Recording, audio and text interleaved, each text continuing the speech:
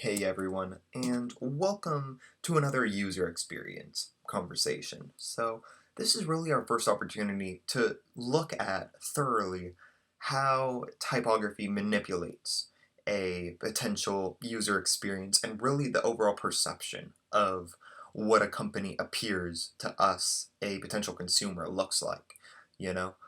And what better way to look at this, I figured, than making a company on the fly and basically creating them a logo, changing the type as we go, and seeing what this company is going to become. What are they selling us? What are their core values? What is their overall user experience going to be like for us? So Visca just seemed like it rolled off the tongue, and I thought of it on the fly, so let's roll with it. Visca is going to be the new company that we're making a logo for. And I'm using Adobe Illustrator, obviously. I am going to save this file in Photoshop as well as InDesign, however, so you have the opportunity to follow along no matter what you're using.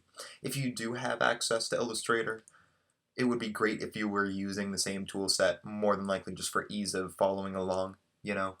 But I know not everyone's going to have access to it, so follow along on whatever tool set you feel most comfortable in. So let's start with something old style, right? You're almost never going to see black letter in an actual company logo, or really in any sort of user experience branding as of today. So we're just going to skip over black letter. But getting into old style. So it has this sense of being relatively openly crafted. The tool sets that were available to type designers when old style was popular were relatively unsophisticated. So the type communicates that exact same thing. It communicates something that is not necessarily like precision oriented. So getting into something that's a little bit more refined, this is going to be our transitional typeface conversation with user experience. So again, we have to kind of remember the history that was going on when these typefaces were made, because it has a huge impact on what this company is attempting to perceive as their core values and overall their user experience. So transition, much more calculated, right? It has much more precision going on in its actual construction.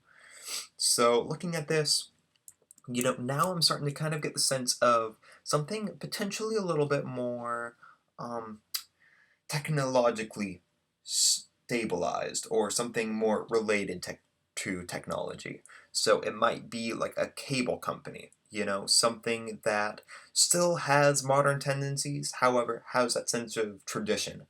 And really, when we're talking about the sense of quote unquote tradition, to me at least, that also brings about the perception of being reliable, that they've been here for a long time, they've gone through rough patches in their history, and they've come out on top. They're still around today, and they're still holding on to this traditional value that their company began with. So I'm leaning a little bit more towards cable company now, something kind of along those lines though. It definitely has that sense of reliability, yet is still precise, and modern in that sense. So the rest of these logos I have open right now, at least, I'm going to leave just in the old style so you can kind of have the freedom of choosing your own typeface going forward. But let's choose something a little bit more script oriented. And I know we're all going to have access to different script fonts.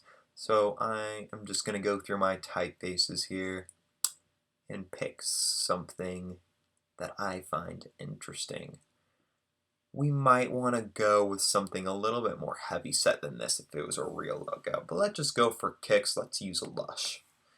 About as goofy as a script as you can get, and honestly kind of ill put together. You see a huge break, for instance, if we zoom in on this, where the I and the S connect. There's like this ragged edge all of a sudden. Obviously, we would need to fix that if we consider this a real logo. But just overall, totally different feel now, just from switching that from an old style to a script typeface. So I'm getting a sense of motion along with this typeface because it's set in that little bit of an italic, has still a historic feel, but I'm getting way more of a sense of motion than anything else. So maybe a cruise ship, maybe something to do with fluidity, maybe even like a dance club or something, I don't know. But overall, it has this sense of motion all of a sudden, and the overall user experience is going to be affected by this. So if I saw this logo, I would expect it to have something to do with how I'm perceiving it. So I would imagine that it has something to do with motion. Like I said, a cruise ship, maybe even just a boating company in general. Why I'm sticking with water themes, I'm not 100% sure.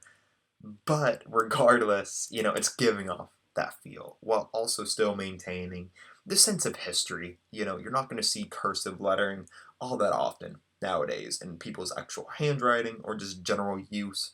So therefore, it automatically ties in still with this sense of tradition. So let's see what to use next.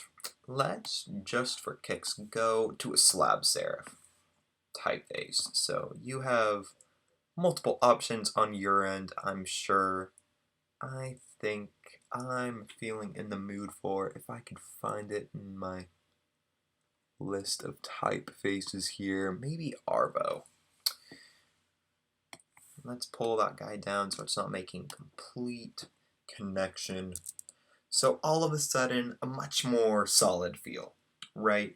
Thicker strokes, less contrast between thick and thin strokes.